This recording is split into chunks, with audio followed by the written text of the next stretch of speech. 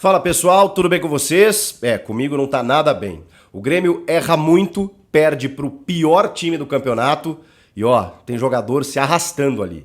Que atuação ridícula! Uma das piores que eu vi recentemente com a camisa do Grêmio. E olha que o jogo contra o Goiás foi péssimo também, mas lá pelo menos não perdeu. Vamos falar sobre tudo isso? Chega mais, eu sou o Chico Garcia, inscreva-se no canal e vamos juntos!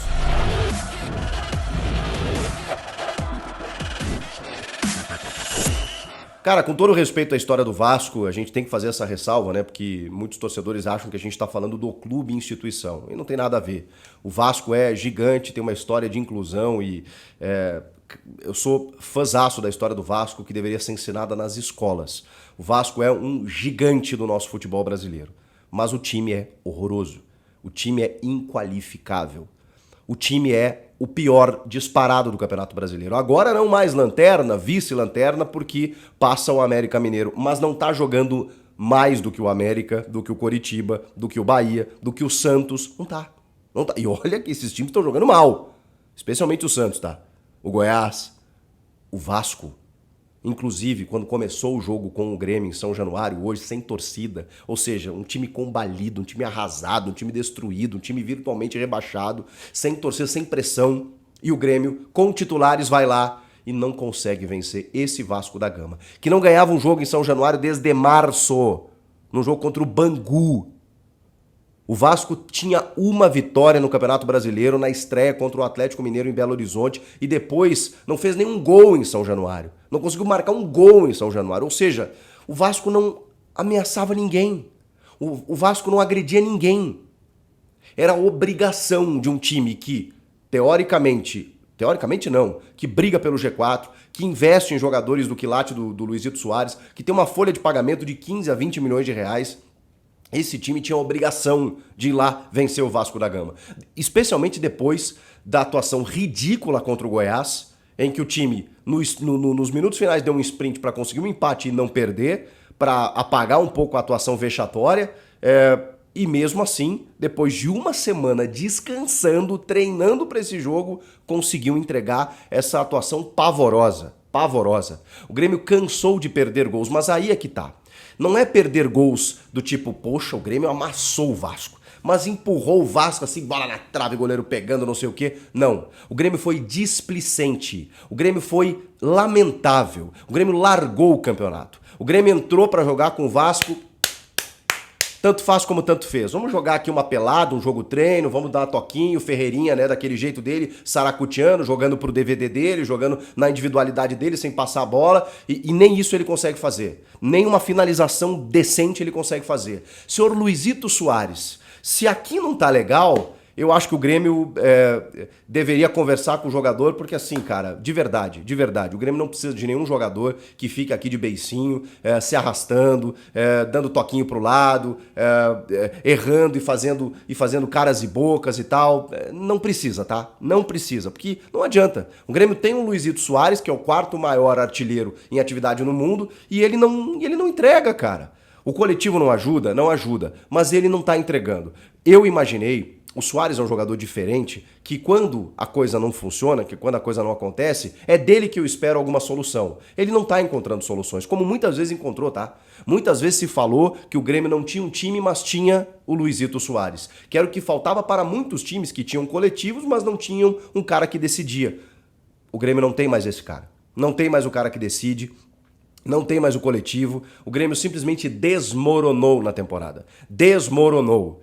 O técnico do Grêmio, o senhor Renato Portaluppi, também tem responsabilidades. Porque quando ele vai para entrevistas e ele diz que o Grêmio não vai ganhar títulos nem da Copa do Brasil, nem do Campeonato Brasileiro se não chegarem os reforços, quando chegam os reforços, é óbvio que eles chegam tardiamente. O Grêmio que ficou muito tempo demandando energia para solucionar o caso Luizito Soares, perdeu tempo nas contratações. Fez uma janela interessante, até acho que fez, mas tardiamente. E aí perdeu tempo na temporada a ponto do Renato dizer, temos que ser realistas. E eu também sou realista, eu sou muito realista. Eu acho que o Grêmio está num ano de reconstrução, está num ano de reformulação em que, obviamente, né, por mais que a gente torça e queira, não dá para ser campeão brasileiro. E não é porque o Botafogo disparou, porque Flamengo e Palmeiras, só para citar esses dois exemplos, estariam muito à frente do Grêmio em termos de disputa. É óbvio que a gente iria brigar, iria torcer e tudo mais, mas a gente sabe da nossa realidade. Agora, você não pode, diante dos fatos, você simplesmente se acomodar com isso. Eu posso dizer isso como analista. O torcedor pode estar frustrado de que, ou até ser realista dizendo que, bom, realmente nós vamos até esse limite, daqui nós não passamos. Mas os caras lá dentro de campo, eles não podem jogar o que jogaram contra o Goiás, que tá lá na parte de baixo da tabela, e especialmente contra o Vasco da Gama. Repetindo, o pior time do campeonato.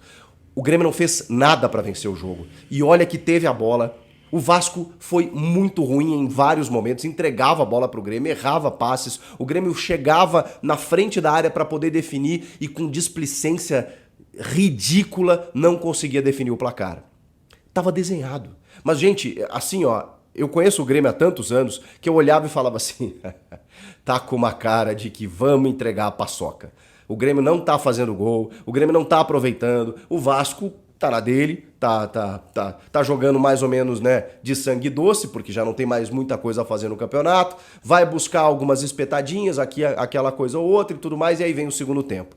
E aí no segundo tempo, a gente já tinha detectado algumas coisas. O Ferreirinha, o Renato tem razão, não dá pra ele começar jogando.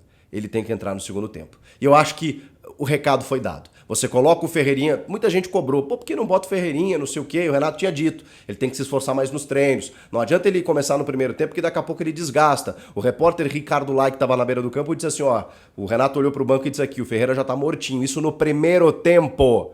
E aí não dá, né? Não dá pra você depender de um jogador assim que a gente fica contando, né, com o Ferreirinha sendo o sucessor do PP, Cebolinha, Pedro Rocha, aquela sequência de pontas do Grêmio e ele nunca acontece, ele nunca desabrocha. É impressionante. Aí ele morre fisicamente, morre tecnicamente, não consegue fazer nada que preste no jogo. E aí o Renato alça a mão de jogadores no segundo tempo, como o Lucas Bessosi, que chegou bem, mas que tem 20 anos, que fez um jogo treino, um golaço e tudo mais, mas é claro que não dá pra cobrar do menino agora, nesse momento, para entrar numa fogueira e resolver. Mas vejam só, o Ferreira já ganhou concorrência nessa posição. O Iturbe, o Renato ainda optou por não colocar, então não sei. Ele deve estar muito mal fisicamente, deve treinar mal e tudo mais. O Natan. Poxa, eu celebrei a contratação desse jogador, achei ele muito técnico. Um cara que foi parar no Chelsea da Inglaterra, que jogava no Fluminense, no Atlético Mineiro. Tá difícil. Tá difícil. Na ausência do Cristaldo, ele foi mais uma vez a peça por dentro ali. Gostei até da formatação. O Grêmio abandonou os 3 zagueiros, colocou o Bruno Vini e o Bruno Alves com o Carbajo e o Vijaçante, e aí depois o Natan por dentro, o Ferreira e o Soares. Mas assim, o Grêmio sofre muito pelos lados do campo. O Gabriel Peck deitou no segundo tempo. E aí o Grêmio consegue tomar um gol de um cara que não tinha jogado ainda com a camisa do Vasco, o tal do Verratti. E do jeito que aconteceu, né? Porque até o gol do Vasco, o Grando já tinha pegado algumas bolas, já tinha feito alguns milagres. E eu só olhava e falava assim, cara, é sério isso que está acontecendo? O Grêmio não só está deixando de fazer os gols, como o Vasco está crescendo no jogo. E no segundo tempo o Vasco cresceu. E o Grêmio se arrastando, gente, se arrastando. E aí eu preciso falar de outro jogador, Bitelo. O que aconteceu com o Bitelo? Ele simplesmente erra tudo. Toda tomada de decisão ele erra. Ele não consegue mais acelerar o jogo, ele não consegue mais fazer infiltração, ele só toca para trás, ele nunca mais dá um passe em profundidade. Ele tá errando tudo. Tudo que ele tenta, ele tá errando passe, ele tá errando bote, ele tá errando inversão de jogo, ele tá errando tudo.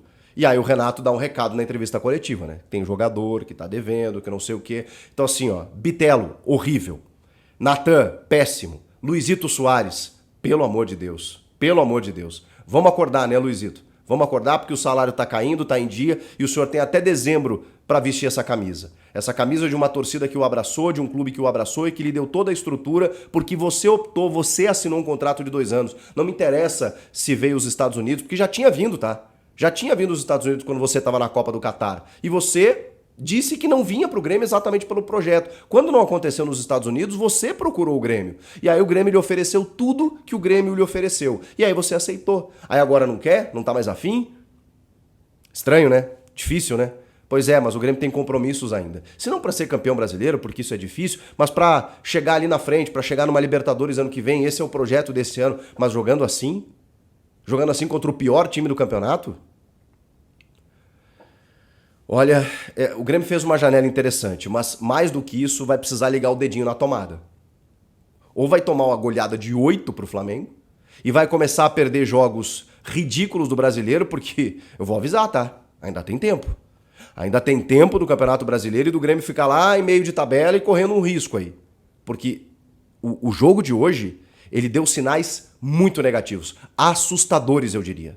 Não é o Grêmio que vai brigar por G4. Pode ser uma oscilação momentânea? Pode. Mas, Renato, o Renato vai ter que entender de que ele não pode ir para a entrevista e jogar a toalha, como ele fez contra o Flamengo, como ele fez em determinado momento no Brasileiro. Ele não pode jogar a toalha. Não pode.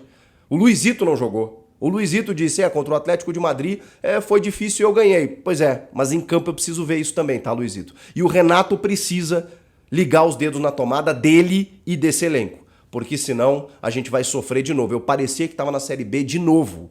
O jogo contra o Goiás e o jogo de hoje contra o Vasco, parecia que eu estava vendo o Grêmio Tombense, Grêmio Ituano, Grêmio Novo Horizontino, aquela sequência de jogos horrorosos que a gente acompanhou na temporada passada.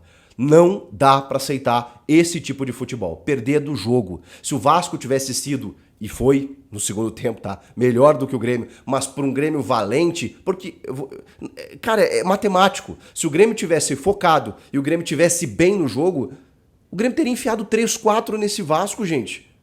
O Grêmio perdeu para ele mesmo e para um Vasco que conseguiu ser melhor do que o Grêmio no segundo tempo.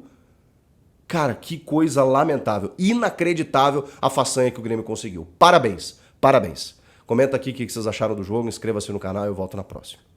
Tchau.